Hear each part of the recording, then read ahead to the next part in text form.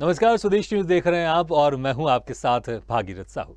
करीब 2 हफ्ते पहले शुरू हुई महाराष्ट्र की राजनीतिक उठापटक खत्म होने की ओर है। शिवसेना सत्ता से बाहर हो गई है और भाजपा अपने सरकार बनाने के लिए बैठकें शुरू कर दी है। भाजपा ने एक बैठक पूर्व मुख्यमंत्री देवेंद्र फडणवीस के घर पर भी चल रही है। बताया जा रहा है कि इस बैठक के बाद आज फडणवीस और एकनाथ शिंदे के बीच भी मुलाकात हो सकती है, जिसमें मंत्री पदों और सरकार की संभावित तस्वीर पर चर्चा होगी। वहीं एकनाथ शिंदे तो आज मुंबई आ ही रहे हैं, लेकिन बाकी विधायक सीधे शपथ ग्रहण में शामिल होंगे। इन सभी को आज मुंबई आना था, लेकिन फ्लोर टेस्ट नहीं होने की वजह से ये कार्यक्रम टाल दिया गया।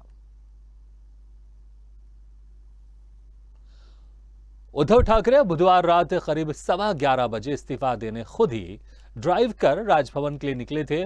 उनके साथ कार में दोनों बेटे आदित्य और तेजस ठाकरे भी थे। उद्धव जब राज्यपाल को इस्तीफा सौंपने पहुंचे तो राज्यपाल ने उन्हें वैकल्पिक व्यवस्था बनने तक अपने पद पर बने रहने को कहा। राज्यपाल को अपना इस्तीफा सौंपने के बाद उद्धव ठाकरे ने अपने बेटे आदित्य के साथ एक मंदिर में पूजा की। इसके बाद वो अपने आवास मातोश्री पहुंचे थे।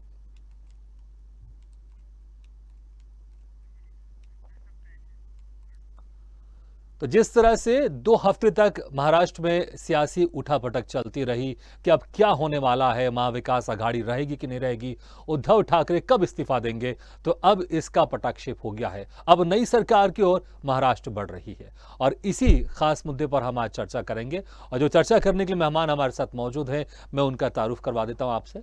हमारे साथ हैं आकाश रॉय, जो कि बीजेपी नेता हैं, बीजेपी से, और संजय द्विवेदी जी हैं, जो कि शिवसेना से नेता हैं, और डॉक्टर सत्यप्रकाश शर्मा जी हैं, राजनीतिक विश्लेषक हैं। आप सभी मेहमानों का बहुत बहुत स्वागत है हमारी इस खास चर्चा में शामिल होने के लिए। सबसे पहले आकाश राय जी, मैं आपसे सवाल करना चाहूंगा। एक डॉन फिल्म का एक गाना है, मुझे इस वक्त याद आ रहा है वो, कि जिसका मुझे था इंतजार वो घड़ी आ गई आ गई। मुझे लगता है आज बीजेपी के सारे नेता, खासकर महाराष्ट्र के नेता, उनके जहन में यही गाना गुनगुना रहा होगा कि पिछले 2.5 साल से वो इसी लम्हे का इंतजार कर रहे थे, इसी पल का इंतजार कर रहे थे, और अब कल फडणवीस से शपथ लेने वाले हैं मुख्यमंत्री पद की। बिल्कुल भागीरथ जी, बिल्कुल सही कहा आपने और मैं आपकी बात से पूरी तरीके से सहमत हूं, क्योंकि जब चुनाव हुआ था तो महाराष्ट्र की जनता ने जो जनादेश दिया था, उस जनादेश का अपमान करके ये सरकार बनाई गई थी, जो महाआघाड़ी की सरकार चल रही थी।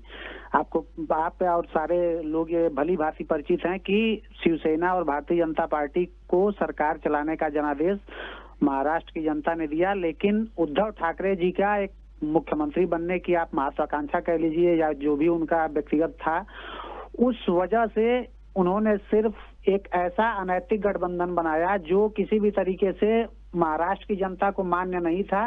और जिस प्रकार से इन्होंने मतलब उस समय सरकार बनाई, किसी ने ये मतलब जितने लोग भारतीय जनता पार्टी या शिवसेना से जुड़े हुए लोग थे, जो कोर कार्यकर्ता थे, उन लोगों के जहन में ये बात गई कि जो हमारी विचारधारा, जो हिंदुत्व की बात को लेकर हम चलते हैं, और जो शिवसेना एनसीपी और कांग्रेस के विरोध में जिस शिवसेना का निर्माण हुआ, वही शिवसेना उनके साथ मिलकर सरकार बना रही है। तो ये तो एक अनैतिक गठबंधन था और ये कहीं ना कहीं सरकार गिरनी थी।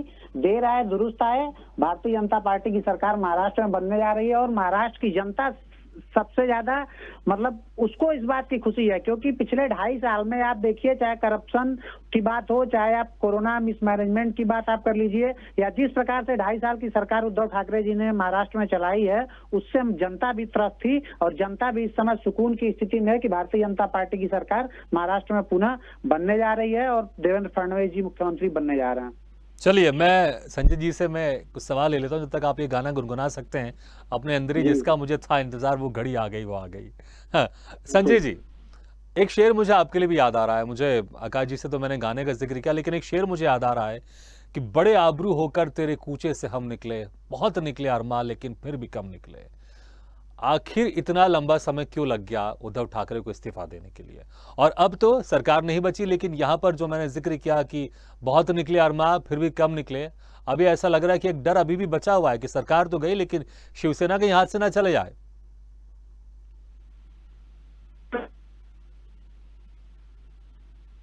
संजय जी, आवाज आ रही है आपको हमारी? चलिए, लगता है कि हमारी आवाज उन तक नहीं पहुंच पा रही है। डॉक्टर सत्यप्रकाश शर्मा जी, जिस तरह से आपने 2 हफ्ते से देखा महाराष्ट्र में जो सियासत चल रही थी, Mahabharat the big political drama चल रहा था महाराष्ट्र में, और जिस तरह से अब इसका पटक्षेप हुआ, शुरू से ऐसे लग रहा था कि ज्यादा ऑप्शंस नहीं है और यही होने वाला है, लेकिन उन चीजों को लेकर उद्धव ठाकरे लगे हुए थे कि किस तरह से अपनी सरकार बचा सकते हैं। आखिरकार सरकार नहीं बच पाई और उनको इस्तीफा देना पड़ा। अब जो समीकरण बनने वाले हैं, अब क्या होने वाला है, क्योंकि अभी भी चीजें हैं कि क्या जो बागी गुट के जो विधायक हैं वो क्या, अब उनका क्या होगा, क्या बीजेपी में शामिल होंगे और या फिर शिवसेना में वापस जाएंगे और शिवसेना साथ मिलकर बीजेपी के साथ सरकार बनाएगी। अभी किस तरह का समीकरण अब आपको लग रहा है क्या होने वाला है, क्योंकि जो खबर आ रही है कि कल फडणवीस मुख्यमंत्री पद की शपथ लेने वाले हैं। देखिए भागीरथ जी, अब बच्चे 2-2.5 साल जो हैं महाराष्ट्र असेंबली के, वो ऐसे ही चलेंगे, क्योंकि जिन कारकों के कारण यहाँ पर जो कांग्रेस, एनसीपी और शिवसेना की गवर्नमेंट थी गिरी है, वो कारक 2024 तक ज्यों के त्यों रहेंगे जी। इसलिए ये बिल्कुल नहीं कहा जा सकता। कारक मैं बता देता हूँ।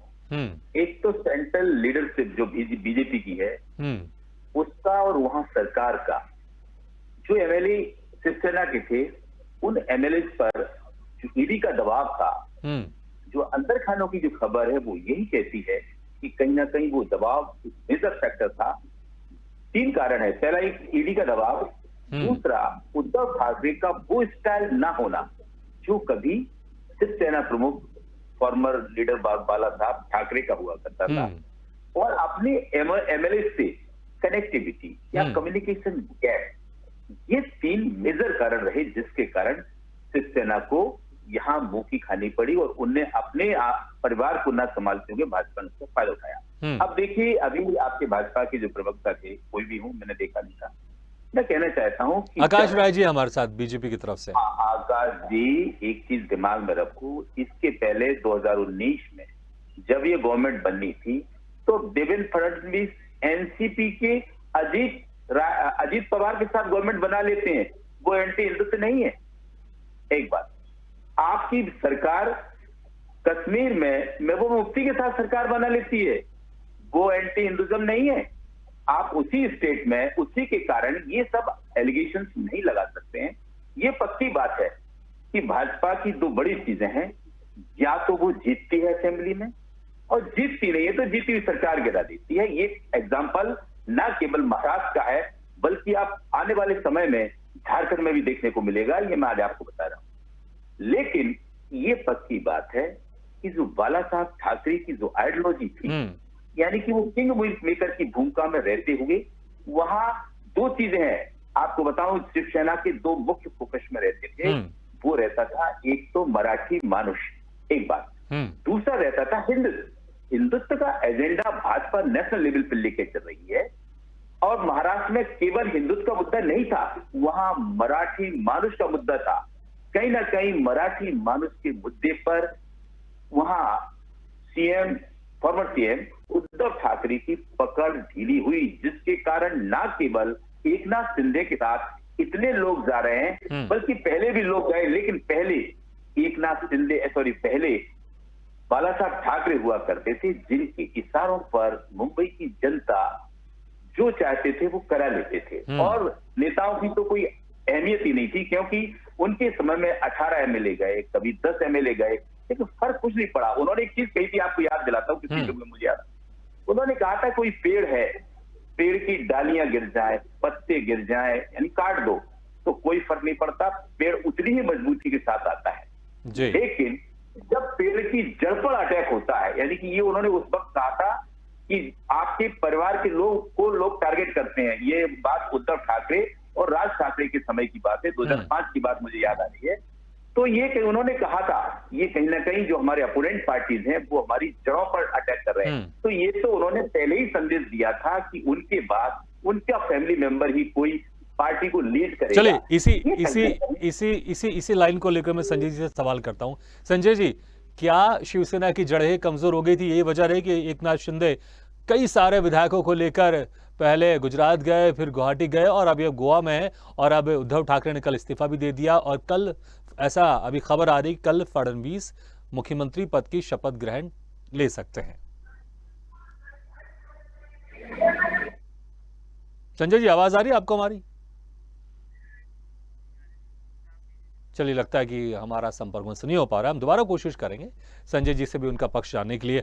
आकाश जी, जिस तरह से अभी, चलिए मैं अभी आला सवाल नहीं करूंगा, मैं ये सवाल करने वाला था कि हम जम्मू कश्मीर की बात कर लें, क्योंकि सत्यप्रकाश जी ने जिक्र किया था, जम्मू कश्मीर का जिक्र किया, अजीत पवार के साथ भी आपने भले एक दिन की सरकार बनाई थी लेकिन बनाई थी, उसका भी जिक्र नहीं करते हैं। मैं ये दूसरी चीज, मैं समीकरण जानना चाहूंगा कि कल क्या ये कंफर्म है, कल ये कंफर्म है कि फडणवीस कल शपथ लेने वाले, और शपथ लेने वाले तो क्या मसौदा तैयार हुआ है एकनाथ शिंदे और बीजेपी के बीच में? क्या मसौदा तैयार हुआ है?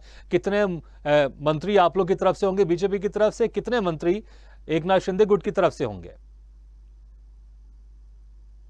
आकाश जी, ये चीजें जो है, जो आप पूछ रहे हैं, ये चीजें आपको धीरे धीरे सब पता चलता जाएगा, और धीरे धीरे ये भी पता चलेगा कौन मुख्यमंत्री बनने में उत्सुक नहीं है। वो तो जो मेन मुखिया है वो तो सबको पता है कौन बनने वाला है। उसके नीचे की जो टीम होगी, वो टीम भी आपको समय के हिसाब से आपको सबको जानकारी दी जाएगी, और खुद प्रेस कॉन्फ्रेंस करके पार्टी और सरकार के जो जिम्मेदार लोग होंगे वो लोग आप लोगों को बताएंगे। अभी इस पे हम लोग कुछ कहने की स्थिति में नहीं है। लेकिन अगर प्लस पॉइंट एकनाथ शिंदे अपने संख्या के हिसाब से ज्यादा उनको तवज्जो दी जाएगी सरकार में?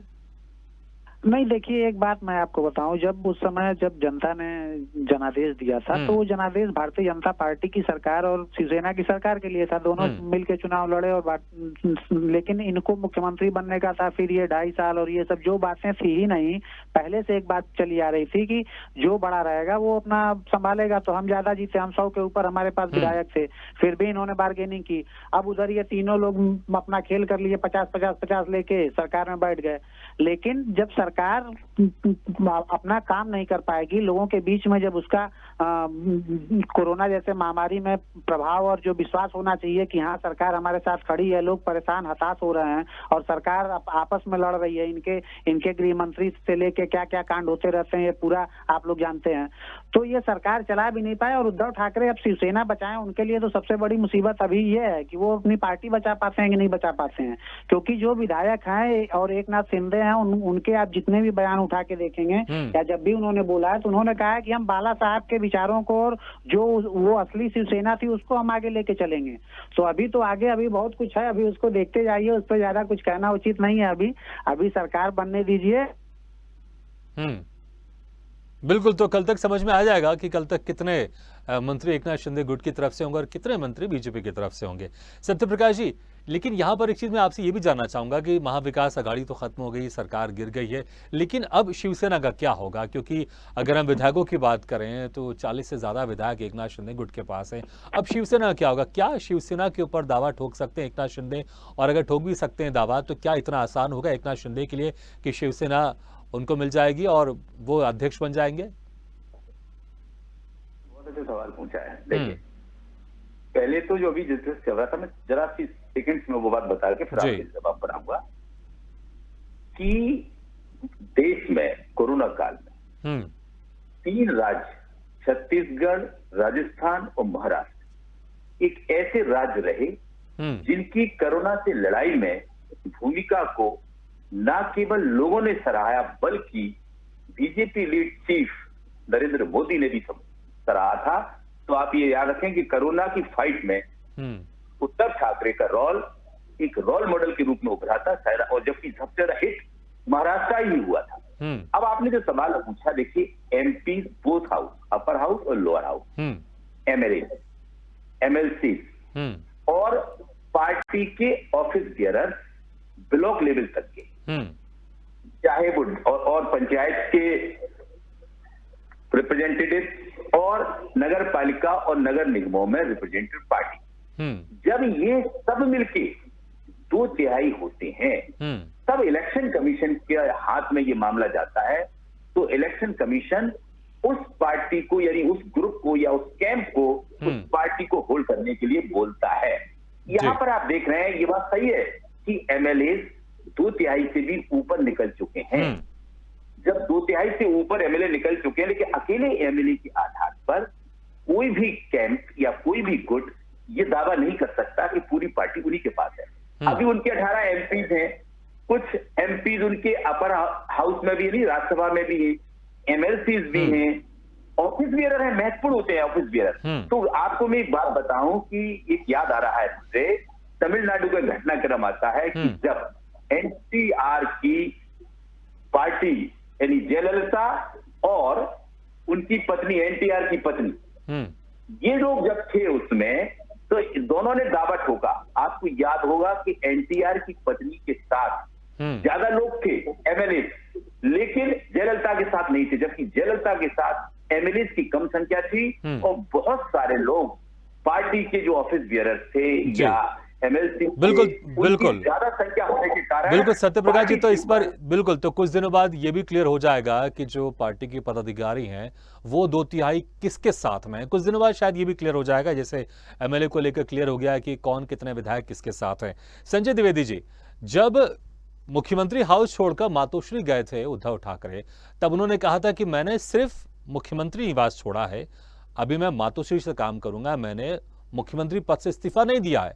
लेकिन उसके बाद जद्दोजहद चलती रही, पूरी कोशिश चलती रही आप लोग की तरफ से, शिवसेना की तरफ से। लेकिन जब जिस तरह से कल सुप्रीम कोर्ट ने बहुमत के लिए कहा कि नहीं, मैं बहुमत के लिए हम रोक नहीं लगा सकते, बहुमत तो होना ही चाहिए, क्योंकि उसी से समझ में आता है कि सरकार किसकी होगी किसकी नहीं होगी। उसके बाद जैसे सुप्रीम कोर्ट की तरफ से फैसला आया बहुमत परीक्षण को लेकर, उसके बाद ही उद्धव ठाकरे ने इस्तीफा दे दिया।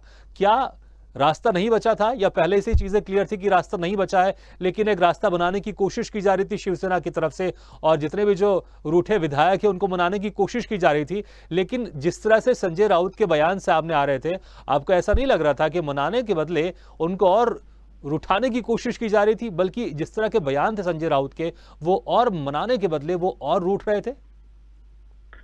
देखिए, चीज में बताते हैं आपको बहुत स्पष्ट रूप से, आप तो सबको मालूम होगा ना, ये भाजपा इसके पीछे थी, होटल किराया, होटल सूरत से लेके गुवाहाटी, गुवाहाटी से लेके गोवा तक बीजेपी इसके पीछे थी।